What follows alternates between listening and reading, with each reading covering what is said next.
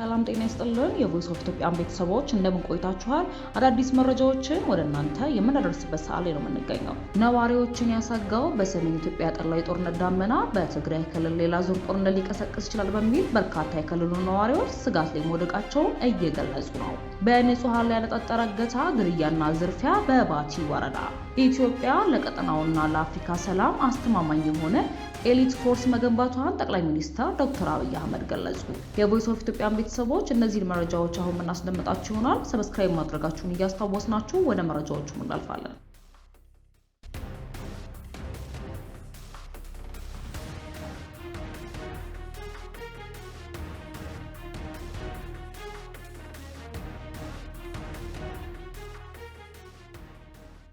ኢትዮጵያ ለቀጠናውና ለአፍሪካ ሰላም አስተማማኝ የሆነ ኤሊት ፎርስ መገንባቷን ጠቅላይ ሚኒስትር አብይ አህመድ ገለጹ። የኢፌዴሪ ጠቅላይ ኃይሎች ጠቅላይ አዛዥ ጠቅላይ ሚኒስትር ዶክተር አብይ አህመድ የልዩ ዘመቻዎችን እዝ ወይንም ደግሞ ኤሊት ፎርስ የሀገርን ብቻ ሳይሆን የቀጠናውንና የመላውን አፍሪካ ሰላም ለማስከበር የሚያስችል ብቃት ላይ መድረሱን አስታወቁ።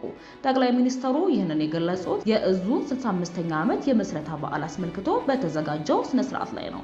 ሰራዊቱ ዘመናዊ ቴክኖሎጂ የታጠቀ በአካልና በአእምሮ የበለጸገ እንዲሁም ውጊያን አስቀድሞ የማስቀረትና ከተጀመረም በአጭር ጊዜ መቋጨት ብቃት ያለው መሆኑንም ተገልጿል። ይህ ኃይል ለኢትዮጵያ ብቻ ሳይሆን ለምስራቅ አፍሪካና ለመላው ሀገሪቱ ሰላም ጋሻ መሆኑን የጠቀሱት ጠቅላይ ሚኒስትሩ ከሶማሌ እስከ ምጽዋ ያለውን የባህር ቀጠና ከሽብር ነፃ ለማድረግ እንደሚሰራም ተናግረዋል። ቀይ ቦኔት የለበሱት የአየር ወለድ አባላት የኢትዮጵያ ልዩ ስጦታዎች መሆናቸውን ቀደምት ጀግኖችና ዓለም አቀፍ ስምሪቶች ላይ ያስመዘገቡት ደማቅ ታሪክ ለመድገም ዝግጁ መሆናቸውንም አረጋግጠዋል።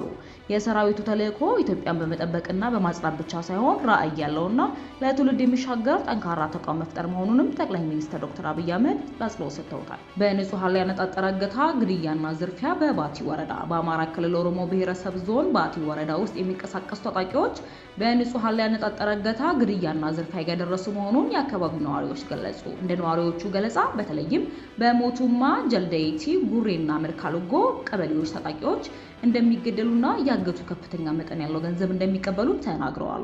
በኢትዮጵያ አማራ ክልል ኦሮሞ ብሔረሰብ ዞን ባቲ ወረዳ ውስጥ የሚንቀሳቀሱ ታጣቂዎች በንጹሃን ላይ ያነጣጠረ እገታ፣ ግድያና ዝርፊያ እያደረሱ መሆኑን የአካባቢው ነዋሪዎች ገለጹ። እንደ ነዋሪዎቹ ገለጻ በተለይም በሞቱማ፣ ጀልደይቲ፣ ጉሬና መልካልውጋ ቀበሌዎች ታጣቂዎች በጠራራ ፀሐይ ሰዎችን እያገቱ እንደሚገሉና ከፍተኛ መጠን ያለው ገንዘብ እንደሚቀበሉ ተናግረዋል። በቅርቡም አንድ የቆዳ ነጋዴ ከሰርግ ቤት ሲመለስ በታጣቂዎች ታፍኖ መገደሉን በማሳያነትም ጠቅሰዋል። የዞኑ ሰላምና ደህንነት መምሪያ ኃላፊ አቶ አወል እንድሪስ ችግሩን መኖሩን አረጋግጠው ሁኔታውን ለመቀየር የአመራር ማስተካከያ መደረጉንም ገልጸዋል። በአሁኑ ወቅት የጸጥታ ኃይሉ በወሰደው እርምጃ በርካታ ቀበሌዎች ከታጣቂዎች ነጻ መውጣታቸውንም አያይዘው ገልጸዋል። ታጣቂዎቹ በሚንቀሳቀሱባቸው ቀበሌዎች ማህበረሰቡ ሀሳቡን በነጻነት መግለጽ የማይችልበት ደረጃ ላይ ደርሷል የሚሉት አስተያየት ሰጭም በታጣቂዎቹ ድብደባና ማስፈራራትም ይፈጸማል ሲሉም ይናገራሉ። ለመናገር የሚከብድ ነው። አሁን ስለነሱ ስም መጥቀስ አይቻልም። በተለይ ስለነሱ ማውራት የፈለገ ሰው የፈለገውን ሀሳብ መደገፍ አይችልም፣ ይከብዳል።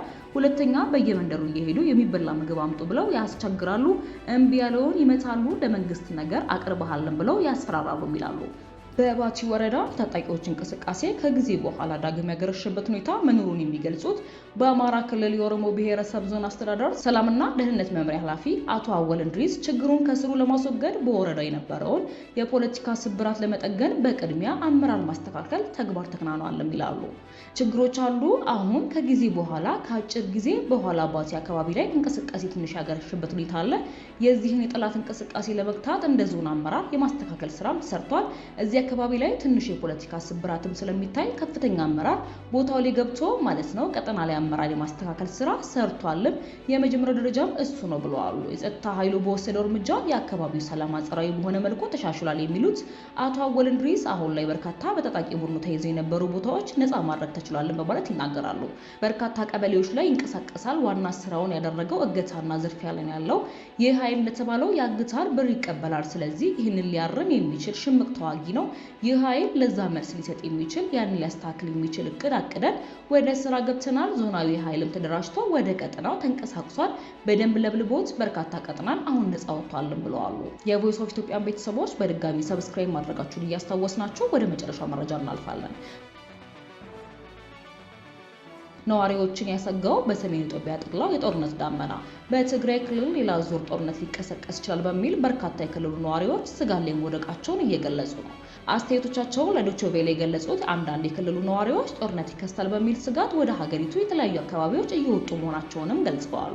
በነዋሪዎች ዘንድ መረጋጋት አይታይም ይላሉ። ከሳምንታት በፊት የትግራይ ክልልን የሚያዋስኑ የአማራና የአፋር ክልሎች ውስን ቦታ ላይ ግጭት በመከሰቱ የኢትዮጵያ አየር መንገድ ወደ ትግራይ ክልል የሚያደርገውን በረራ ባቋረጠበት ወቅት የተስተዋለው አለመረጋጋት ከፍተኛ እንደነበር ሁሉ ያንን የነገሮች መርገብ ተከትሎ መልሶ የተስተዋለው መረጋጋት አሁን ላይ በዚህ ሳምንት እንደገና ውጥረት ውስጥ ገብቷል ነው ያሉት። አሁን ከባድ ጭንቀት ነው የሚታየው የሚሉት አስተያየት ሰጪው የመቀሌ ነዋሪ በተለይም በህወሓት አመራሮች ተዘጋጁ የሚሉ መልእክቶች ጦርነትን ፈጽሞ የማይፈልገውን ህዝብም ረብሹታልን ብለዋል። እናም በርካታ የክልሉ ህዝብ ክልሉን ጥሎ ለመውጣት እየተሰለፈ ነው ብለዋል። ማህበረሰቡ ውስጥ እየታየ ያለው አለመረጋጋት የሸቀጦችንም ዋጋ መናሩን የገለጹት አስተያየት ሰጪው እየታየ ያለው ሁኔታ መጥፎ ሲሉ ገልጸውታል። አለመረጋጋቶቹ ሸቀጦች ላይ ከፍተኛ ጭማሪ እንዲታይም አድርጎታል ያሉት ነዋሪው ያለውን ሁኔታ ከስራ እጦት ጋር ተጨምሮ መጥፎ ሁኔታ ነው ሲሉም ገልጸውታል። ሌላኛው አስተያየት ሰጪ የክልሉ ነዋሪ ስማቸው እንዳይጠቀስ ጠይቀው በሰጡት አስተያየት ሰው እየወጣ ነው፣ ብርም ደግሞ በተለይም ካሽ ከባድ እጥረት ላይ አለ ብለዋል። ሌላኛው አስተያየት ሰጪ አክለው እኔ አሁን መውጣት ፈልጋለሁ፣ ግን ደግሞ ሁሉም ሰው ወደ አዲስ አበባ ስለሆነ እየወጡ ያሉት ስራም እንደላጣ ብዬ እየታገስኩኝ ነው ብለዋል። የከፋ ከመጣ ግን እኔ መውጣት የማይቀር ነው ሲሉ ሀሳባቸውን አጋርተዋል።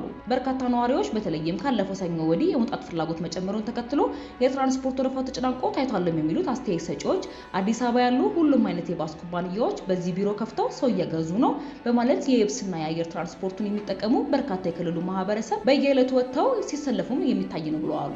ባለፈው ሮብ የካቲት 11 2018 ዓ.ም የህዝባዊ ወያኔ ሓርነት ትግራይ 51ኛ የምስረታ በዓል ላይ ንግግር ያደረጉት የትግራይ ጊዜያዊ አስተዳደር ፕሬዝዳንት ሌተናንት ጀነራል ታደሰ ወረደ አሁን ላይ የታየው ውጥረት ወደ ሰላም ለመቀየር ጠባብ ዕድል ብቻ ቀርተውታልን ብለዋል። ጊዜያዊ አስተዳደሩ ዛሬ በወጣው መግለጫ ደግሞ በክልሉ የኢትዮጵያ መከላከያ ሰራዊትን ወደ ቀድሞ ይዞታዎቹ የመመለስ እንቅስቃሴ እየተደረገ ነው በሚል በማህበራዊ ሚዲያ ላይ የተሰራጨውን መረጃ አስተባብለዋል። ሰሜን ኢትዮጵያ ውስጥ ውጥረት በሚሰማበት በአሁኑ ወቅት ገዢው የብልጽግና ፓርቲ ስብሰባ ተቀምጧል። ጠቅላይ ሚኒስትር ዶክተር አብይ አህመድ የብልጽግና ፓርቲ ምክር ቤት ስብሰባውን የተቀመጠው በስትራቴጂክ ጉዳዮች ላይ ለመወያየት እንደሆነ በይፋዊ ማህበራዊ ገጻቸውን ጽፈዋል።